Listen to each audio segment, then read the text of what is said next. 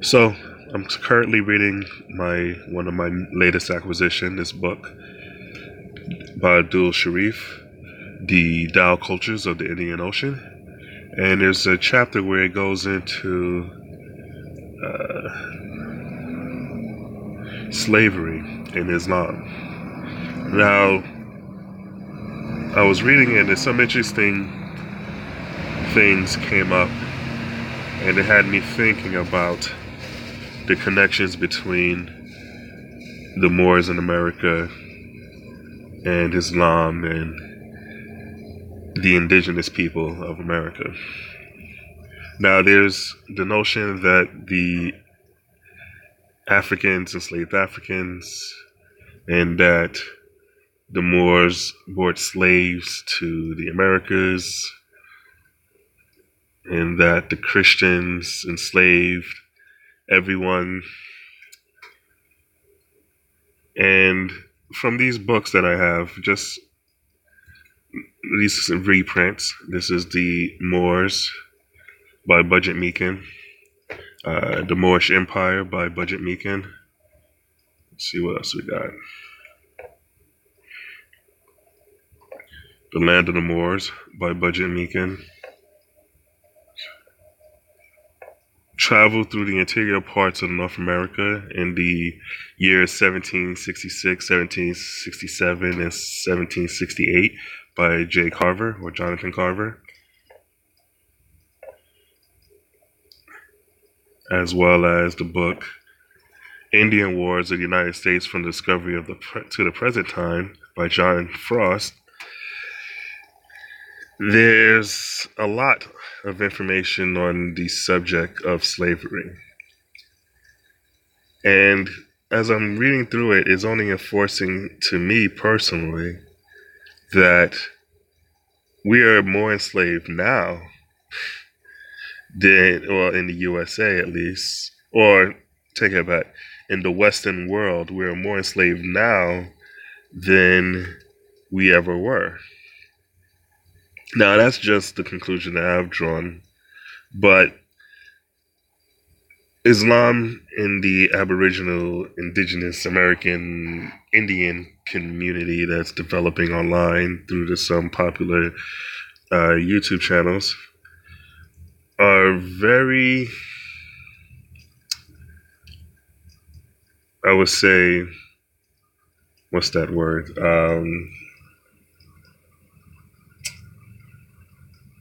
Superstitious when it comes to the word Islam or Moor or anything pretty much from the Eastern world. And I just wanted to share some of what the information that I found in these chapters that I thought would help draw the lines and the connections between the East and the West of old. Not talking about current day, talking about 200 to 300 years and earlier.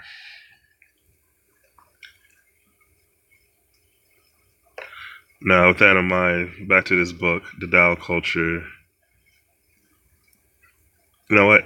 Let's start with something interesting. I'm not going to read it word for word because it's just way too much. And I'm going to bring out some more information. I'm going to separate these into multiple videos. But for the most part, let's read what it has to say about the Indian Wars of the United States. I should say the slavery among the Indians, quote unquote. Now, keep in mind too, these are all written by European Christians, and there's definitely a European Christian bias.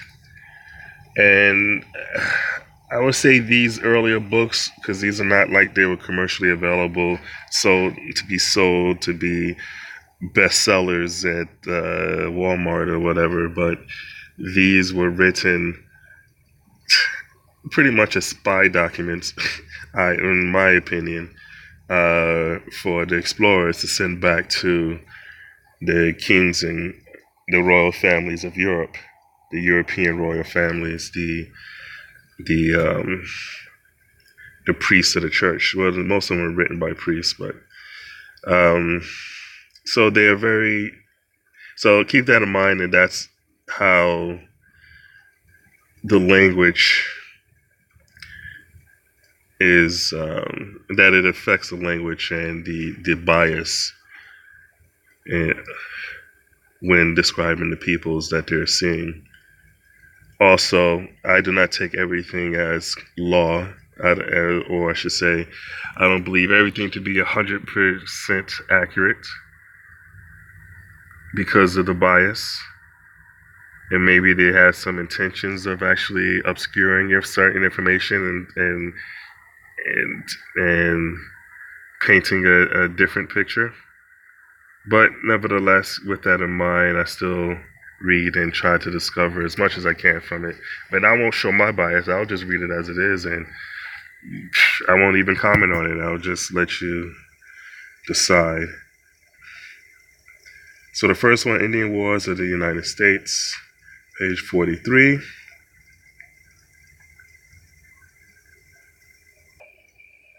Never mind, let's make that page 44. At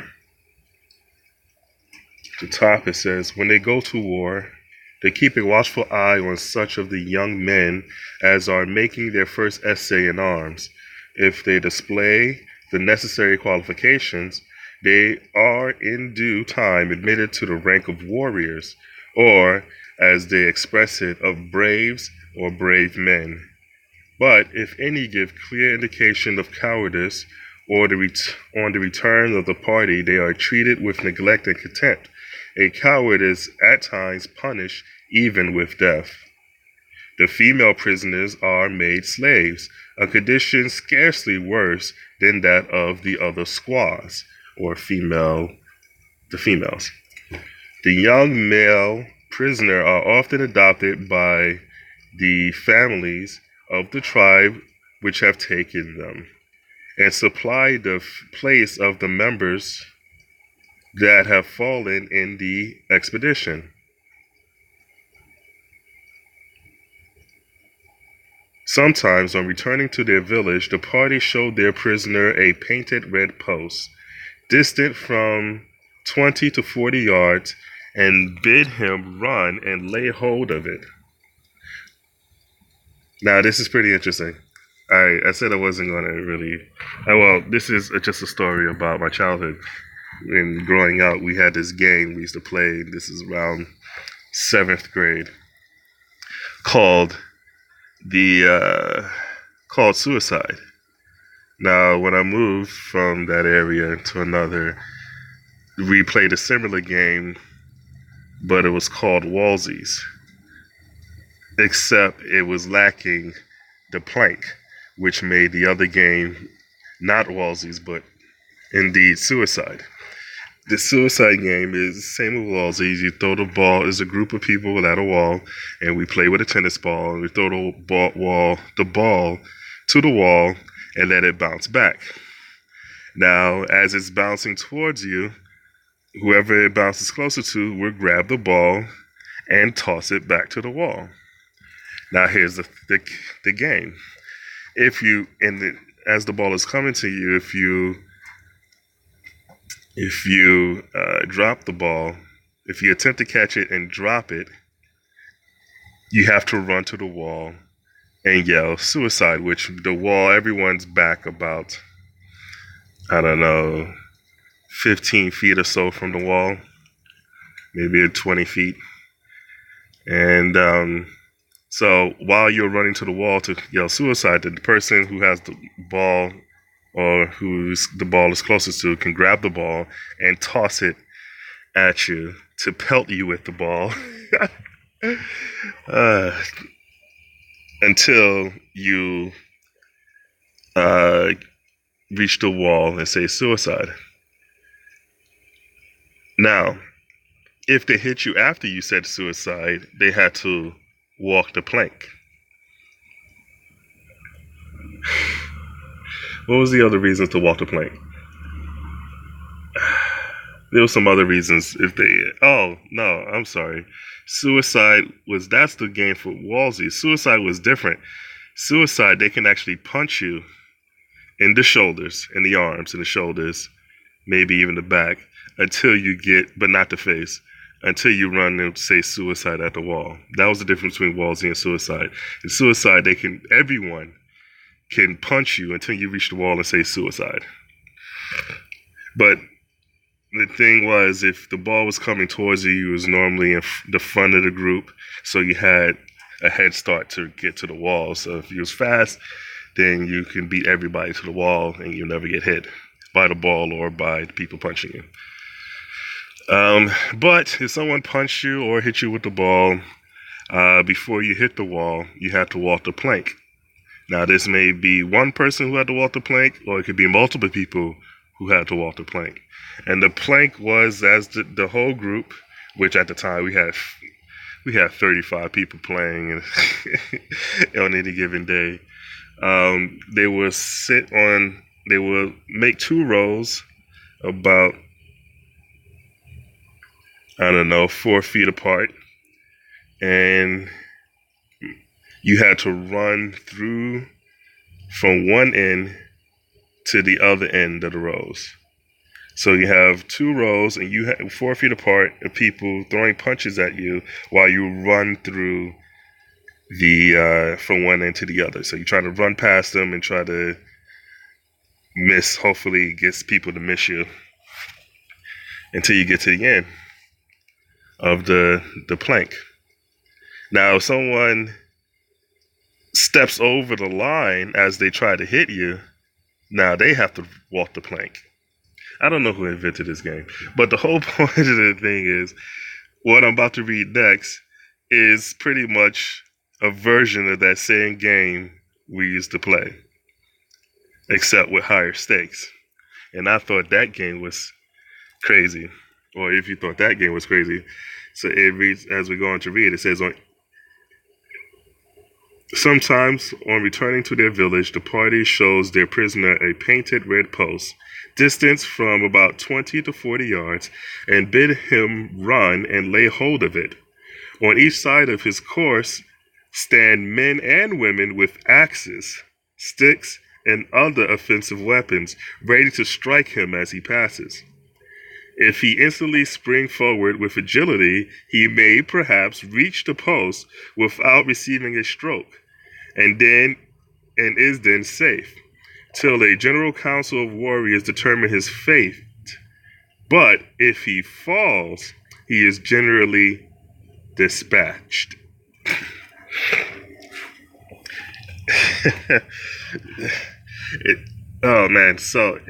It's just very interesting that something I grew up with is clearly tied culturally to the past, and I had no idea until last week when I read this for the first time. Very interesting. But moving on. It says, if the prisoner be rejected by the family to which he is offered, he is then put to death with every circumstance of cruelty. And the constancy and fortitude of the sufferer are as remarkable as the barbarity of his murderers. The victim, fastened to a stake, sings his death song, insults his tormentors, bears his unshrinking firmness the most dreadful tortures, and expires without a groan. Had to prove that he's a man, how tough he is. He was a warrior. He's being crucified, and he's still talking smack to those who are crucifying him. Moving on, he triumphs in his fortitude, not merely as a personal virtue, but chiefly as a national characteristic. Interesting word, national characteristics.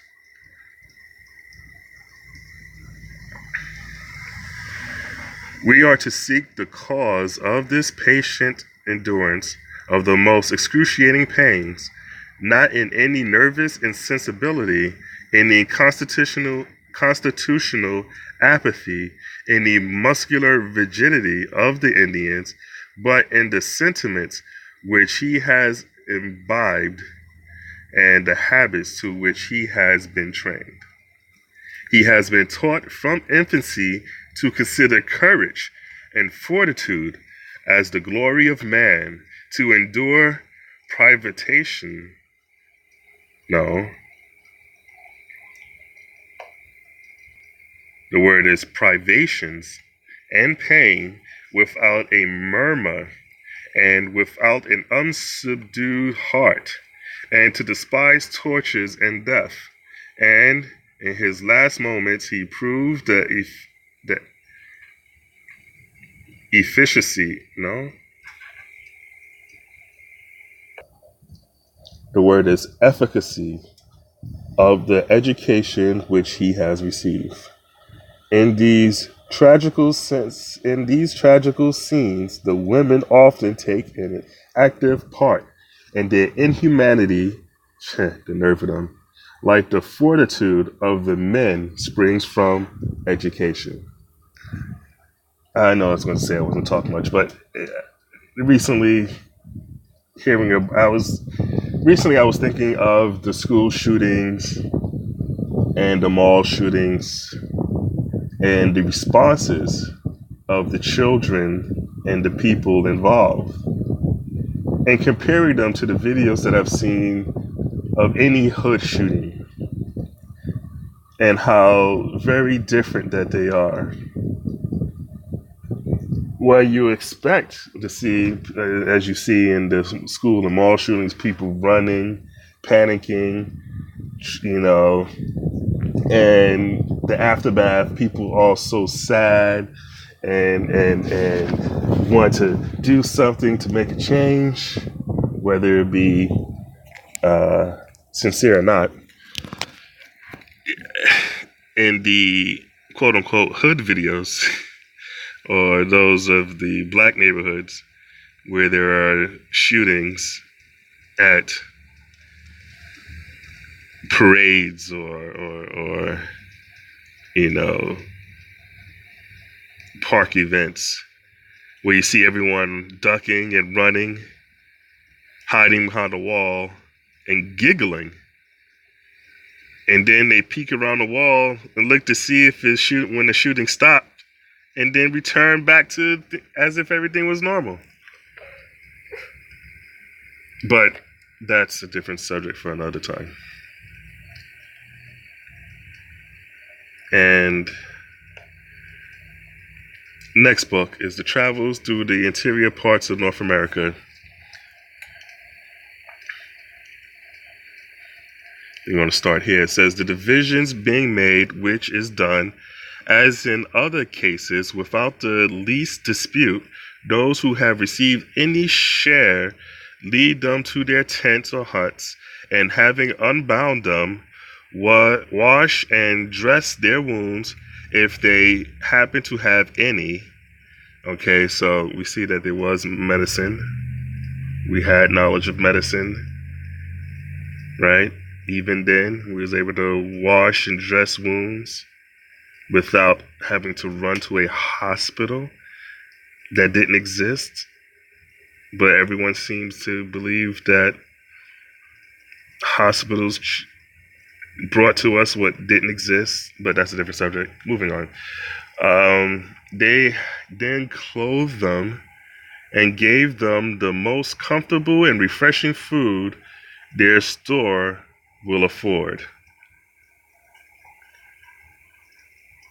Whilst their new domestics are feeding, their endeavor to administer consolation to them, they tell them that as they are redeemed from death, they must now be cheerful and happy, and if they serve them well, without murmuring or repenting, nothing shall be wanted to make them such atonement for the loss of their country and friends as circumstances will allow.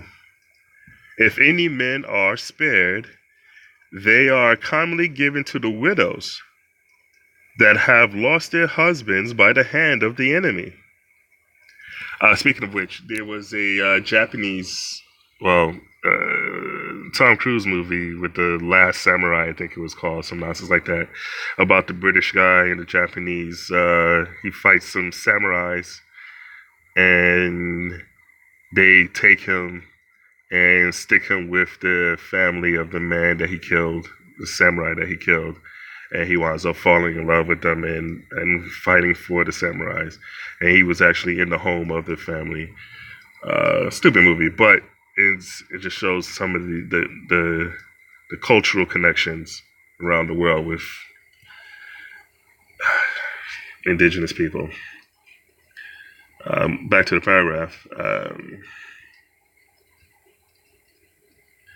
Should there be any such, to whom, if they happen to prove agreeable, they are soon married.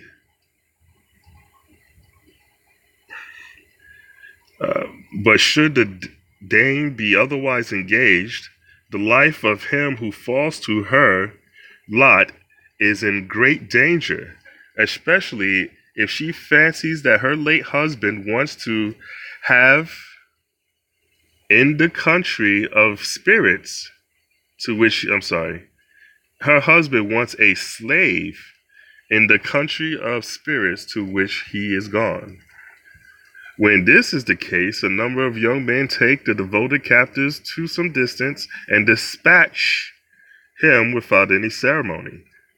After he has been spared by the council, they consider him of too little consequence to be entitled to the torment allotted to those who have been judged worthy of them.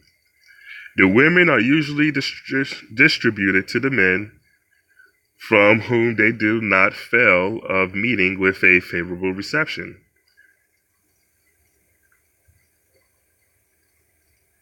The boys and girls are taken into the families of such as have need for them, and are considered as slaves, and it is not uncommon that they are sold in the same capacity to the European traders who come among them.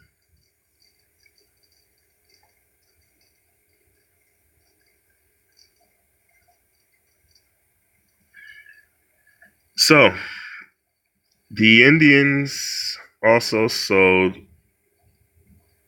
their enemies to the Europeans.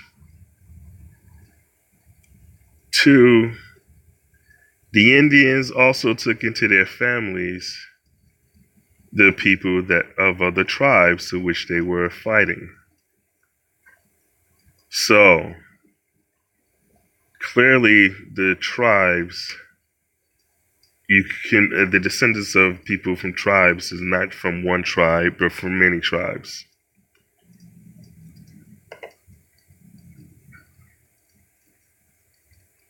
Let's move on.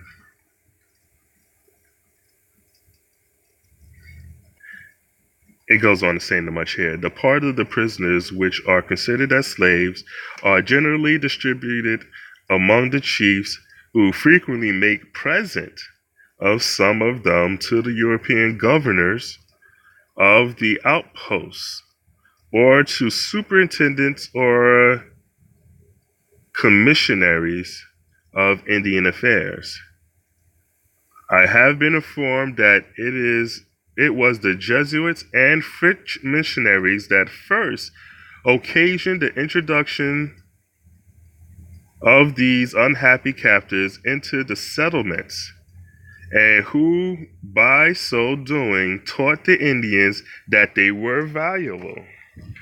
Their views indeed were laudable, as they imagined that by this method they should not only prevent much barbarity and bloodshed, but find opportunities of spreading their religion among them increase. To this purpose, they encouraged the traders to purchase such slaves as they met with. So, they bought slaves from the Indian slaves from the other Indians, and converted them to Christianity so that they wouldn't be warriors anymore. Not too different from how these missionaries, these Christians, are behaving today by converting and telling them to refrain from their warrior spirit. But moving on, it said the good effects of this mode of proceeding was not, however, equal to the expectation of these pious fathers. Instead of being the means of preventing cruelty and bloodshed, it only caused the dissensions between the Indian nations to be carried on with a greater degree of violence and with unremitted ardor.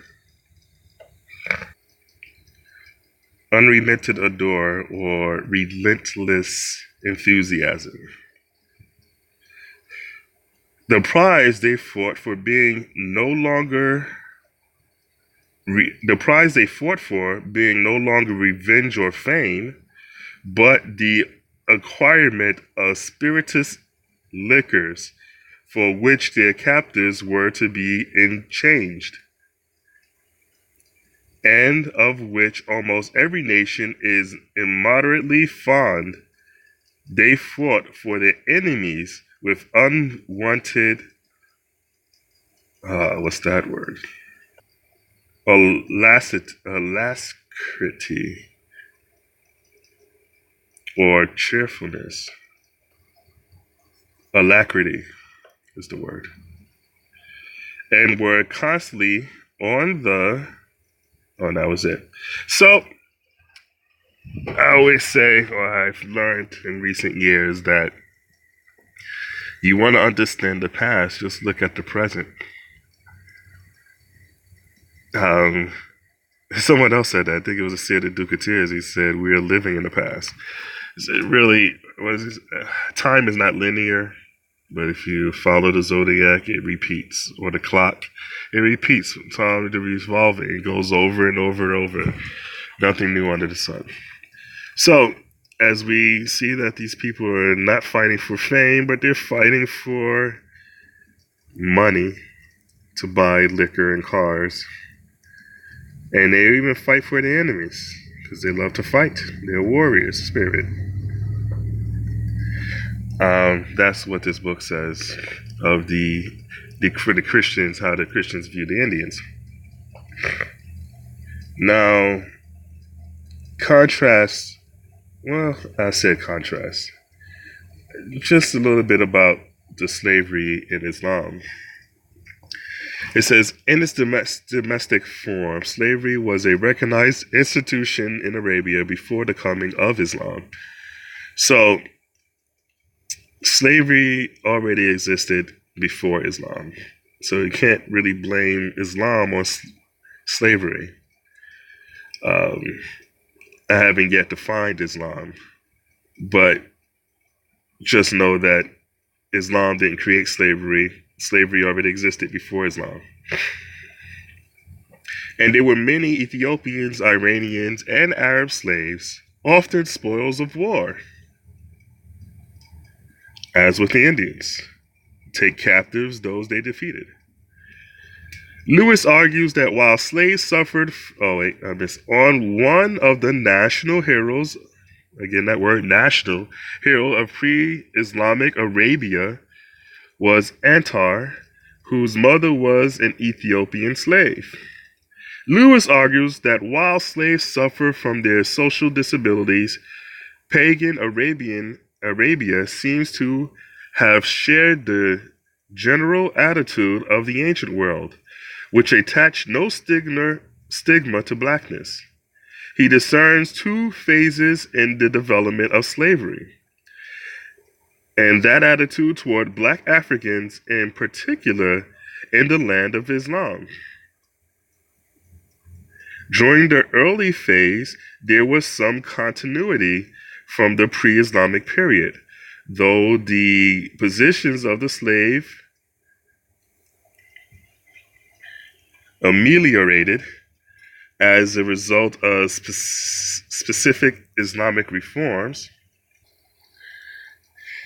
And that word means that they took a bad situation and made it better as a result of specific Islamic reforms. During the second phase, under the Abbasids, when the center of the Islamic empire shifted to Mesopotamia, slaves were used on a much larger scale to desalinate the swampy lands in southern Iraq for agricultural production. This further degraded the position of the slaves and attitudes towards them. Islam did not invent slavery, and like other monotheistic religions, it did not try to abolish it outright either. What it tried to do was to ameliorate the conditions through the regulations and exhortations of the treatment of slaves, and to provide for numerous ways for a slave to move out of servility. In this farewell pilgrimage, Prophet Muhammad exhorted his followers, "Fear God in the manner of your slaves. Feed them with what you eat and clothe them with what you wear, and do not give them work beyond their capacity. Do not cause pain to God's creation. He caused you to own them, and he so wished he would have caused them to own you."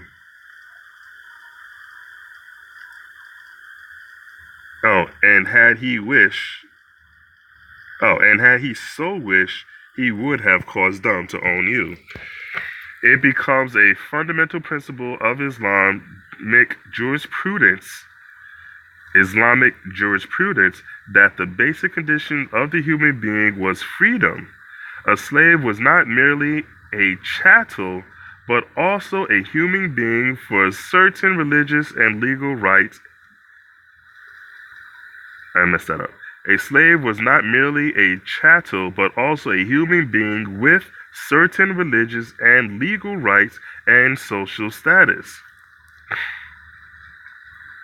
According to Arafat, there are at least 19 verses in the Quran dealing with the question of slavery.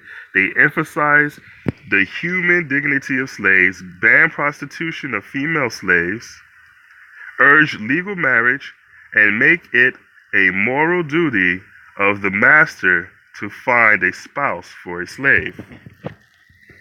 Which is very interesting, because if you read I'm just going to have to do it now. It's no point in mentioning without just reading it. The Black Codes of 1724, rebranded as the Christian Black Codes, because pretty much that's what they were.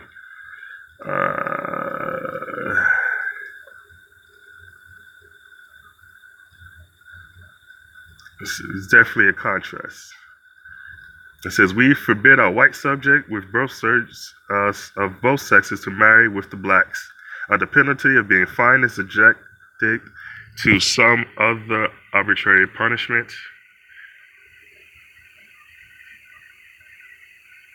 We forbid all curates, priests, and missionaries of secular or regular clergy, even our chaplains and our navy, to sanction such marriages.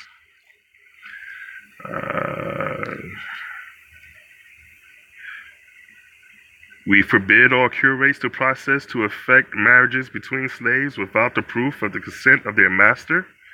And we forbid all masters to force their slaves into marriages against their will." Okay, that's interesting. "Children issued from marriages of slaves shall follow the condition of their parents, and shall belong to the master of his wife, and not of the husband.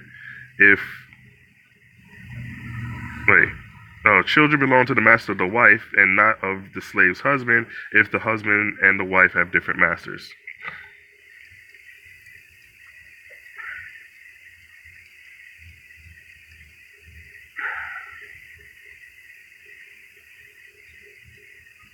We forbid slaves belonging to different masters to gather in crowds either by day or by night under pretext of wedding or any other cause. We forbid slaves to carry offensive weapons, heavy sticks, and whips. We forbid Negroes to sell any commodities, provisions, or produce produce of any kind without the written permission of their master. Slaves who shall not be properly fed, clad, and provided for by their masters may give information thereof to the Attorney General of the Superior Council or to all officers of an interior jurisdiction, and may put the written exposition of their wrongs into the hands upon which the information, and even ex officio, shall the information come from another quarter, the Attorney General shall prosecute said masters without charging any cost to the complainant. It is our will that this regulation be observed, and all accusations of crimes and barbarous and inhumane treatment brought by slaves against their masters. Interesting.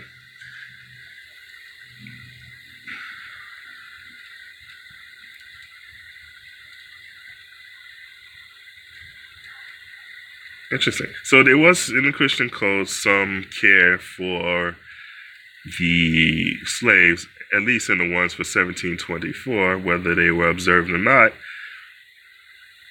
But there was really a lot of most restrictions on their marriages, it seems.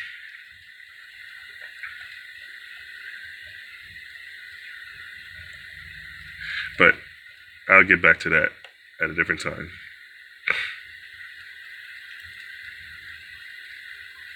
It says, more intriguing in the view of the common association of Islam with slavery is the fact that more than half of these verses of the Quran deal specifically with manumissions and the variety of ways in which a slave could attain her freedom.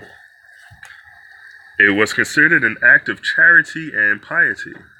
It was prescribed as atonement for the killing of a believer or the breaking of an oath or for perjury. A slave could earn or buy his own freedom. It was recommended that he should be helped in this effort, even with a portion of the Islamic tax. And it was one of the 7 purposes to I can't see that word, could be put. He or she could enter into a contract of manumissions on payment of a particular sum in installments, and could also be manumitted on the death of the owner. One of the sayings of the Prophet insisted that he who beats a slave would only expect forgiveness if he sets him or her free, and another stated that he who freed a Muslim slave would be freed from the fires of hell. Interesting. Let's see what else we got. The slave trade and slavery in the Indian Ocean. Another significant pre-Islamic reform from pre-Islamic morality was the question of concubinage with slave girls. In pre-Islamic Arabia, the child of a slave mother and a free father remained a slave unless he was recognized and freed by the father. Antar being a case in point, Islam introduced a definitive reform by recognizing the offspring of those unions as free children of the free fathers with full rights from children by free mothers. At the same time, the mother of the child could not be resold and was automatically freed on the death of her master. Thus, both the slave mother and her child were removed from the slave pool and were integrated into the mainstream of society. That is very different from Christian slavery, which really wasn't any course of getting free. Just transfer of ownership So what does it say here? This is figure 12.2. A slave being served by a slave maid, a slave wife being served by a slave maid, and another smoking in Zanzibar. So these are slaves. Okay. All right. And this goes on. All right. So I'm gonna end this now soon. Well, on that note, future videos will discuss the land of the Moors and the system of police that they had set up. I guess that's the topic, right?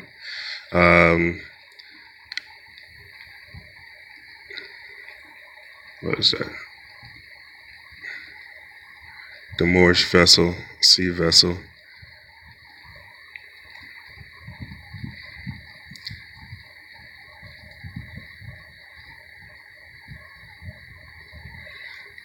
Interesting note, it says the Turks, a term including the Moors, were, during the reign of James I, so daring on the coast of Devon and carried off so much booty and so many English ships from under forts and castles left helpless and unguarded that no merchant dared venture onto the seas.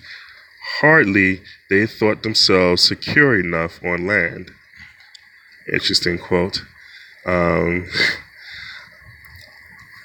Also find interesting that the term, a few years ago when I learned what the term booty really meant, and how these Moors are now still coveting booty, but they turned their attention, well, booty has a different meaning now. The Moorish shallop. And you see these vessels have the rows, they're road powered, they're man powered. Giant vessels that are man powered. There's what it is 1, 2, 3, 4, 5, 6, 7, 8, 9, 10, 11, 12, maybe 15, 20 on each side, 20 rows on each side. That's 40 people who are rowing these vessels. Let's see what else we got.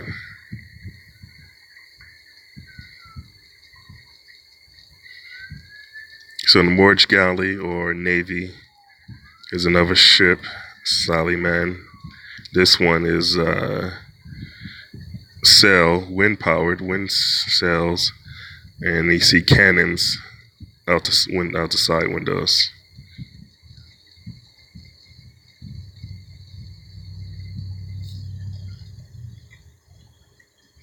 And then also about Christian slavery, or not Christian slaves, I should say.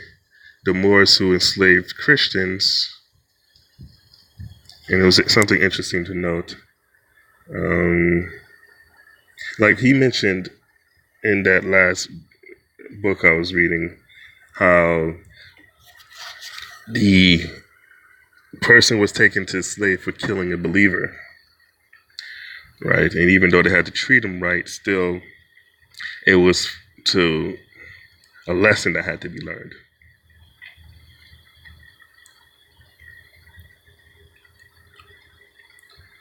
But this book says something of the Moors and how they treated Christian slaves.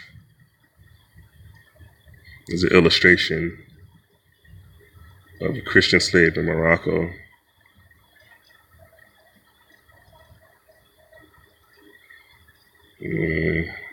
Look at that.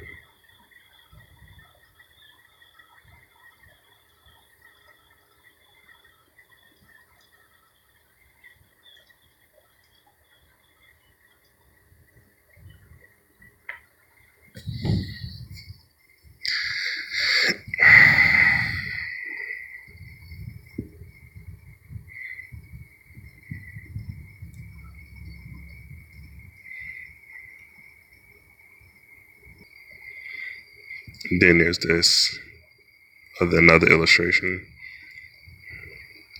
someone's head on fire. Now, it also spoke about the redeeming of slaves and how the French and Spaniard armies negotiated the release of their soldiers that were captured and the prices that they paid for each captive. So they were able to redeem them Christians from the Moors. It says British captives in Barbary and how much they were going for.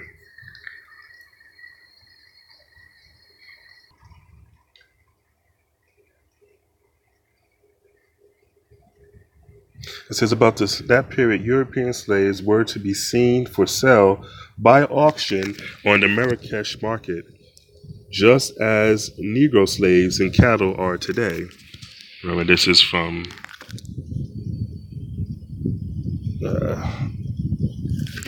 19th century. And were subjected to the same humiliating examination. 6 years later, the treatment received by the crew of the inspector showed that things had in no way improved, and still later, the prisoners of war taken at the unsuccessful attack of the French had terrible hardships to undergo before they were brought back at $1,000 a head.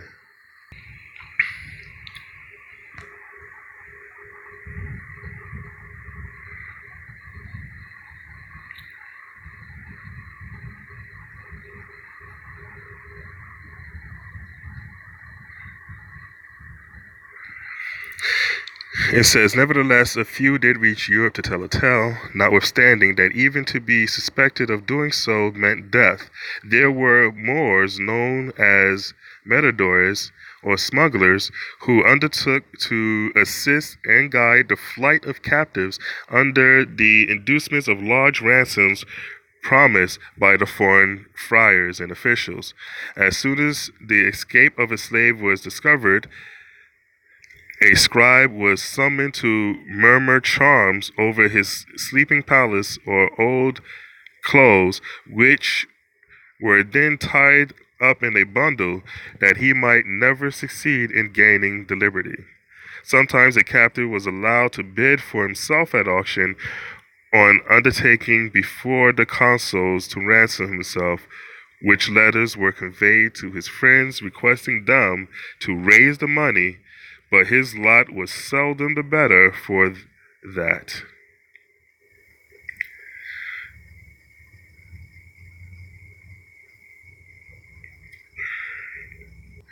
Okay, and to end this off, this is from The Moors, the book The Moors by Budgett Meakin. Something just attacked me. It says, slavery and servitude among the Moors. Although nothing that can be advanced in extenuation of the traffic in human beings, which still flourishes in Morocco, can justify its continuance, no advantage is to be derived from painting only its dark side, and testifying even that, as so many writers have done, it is as well to make clear from the outset that the treatment of slaves in Morocco in no way compares to with that meted out to the victims in years gone by on plantations owned by Englishmen. So it says that basically the Englishmen treated their slaves on plantations much more harshly than the Moors did their slaves. It says, to begin with, the Moor, although he considers himself justified in by the color of a brother man to take from him his dearest privilege, his liberty, to subjugate him to his every whim, as he might a brute beast, nevertheless regards him still a man. I gotta read that again. To begin with, the Moor, although he considers himself justified by the color of a brother man to take from him his dearest privilege, his liberty, to subjugate him to his every whim, as he might a brute beast, nevertheless regards him still as a man, and one who, once made free, is capable of taking his stand by the side of white men without presumption. For in Morocco, no amount of Negro blood is regarded as a social drawback. The consequence is that while some cruel natures abuse the power they wield as owners of their fellow creatures, just as they ill-treat their beasts, the majority treat their slaves well, so well that many cling to their masters as their only friend. It was doubtless the position held in the state by emancipated slaves which led our forefathers to fancy the Moors were black. I'm going to read that again. It was doubtless that the position held in the state by emancipated slaves, which led our forefathers to fancy the Moors were black, as instanced in the classical misrepresentation of Othello. So I'm going to end that there.